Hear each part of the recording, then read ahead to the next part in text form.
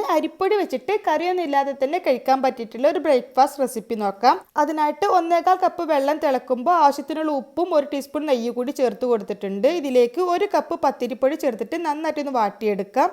ഇനി ഇത് 2-3 മിനിറ്റ് അടച്ചു വെച്ചതിന് ശേഷം ഒരു പരന്ന പാത്രത്തിലേക്ക് ഇട്ട് കൊടുക്കാം. ഇനി ഇതിലേക്ക് 1 ടീസ്പൂൺ ഇഞ്ചി പൊടിയായിട്ട് കട്ട് ചെയ്തതും 1 പച്ചമുളക് കട്ട് ചെയ്തതും 3-4 ചെറിയുള്ളി അരിഞ്ഞതും 2 ടേബിൾ സ്പൂൺ മല്ലിയില കട്ട് ചെയ്തതും 3 ടേബിൾ സ്പൂൺ ചെരുവിയ തേങ്ങയും കൂടി ചേർത്തിട്ട് നന്നായിട്ട് കുഴച്ചെടുക്കാം.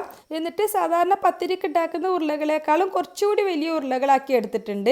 ഇനി ചപ്പാത്തി പ്രസ്സിൽ കുറച്ചൊരു വെളിച്ചെണ്ണ ഒന്ന് തടവി കൊടുത്തതിന് ശേഷം ഒന്ന് പ്രസ് ചെയ്തെടുക്കുകയാണ് ചെയ്യുന്നത്.